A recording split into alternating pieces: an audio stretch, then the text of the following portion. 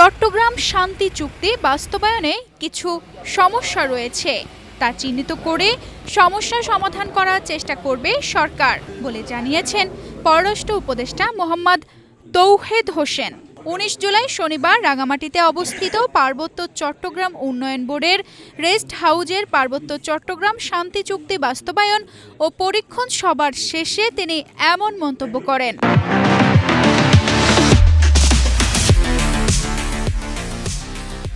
এ সময় তিনি আরও বলেন, পার্বত্য চট্টগ্রাম শান্তি চুক্তি স্বাক্ষরকারী ও জনসংহতি সমিতির সভাপতি সন্তোল আরমার সাথে বিশদ আলোচনা হয়েছে।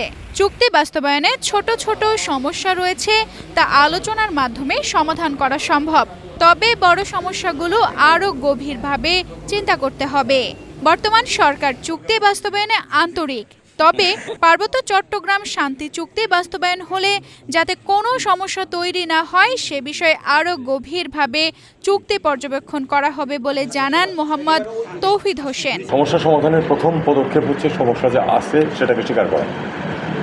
আমরা মনে করি যে আসলে চুক্তি বাস্তবায়নে কিছু সমস্যা রয়ে গেছে, সেই সমস্যাগুলি আমরা সমাধানের চেষ্টা করছি এবং আজকের আলোচনা অত্যন্ত আন্তরিক এবং সৌহার্দ্যপূর্ণ পরিবেশে হয়েছে। আমরা চেষ্টা করেছি যে ছোট বিষয়গুলি যেগুলি সহজে সমাধান করা যায় সেগুলিকে আমরা শেষ করে ফেলি, আর যেগুলি একটু কঠিন বিষয় আছে সেগুলিকে কীভাবে সমাধান করা যায় আমরা সেটার রাস্তা খোঁজার চেষ্টা করি।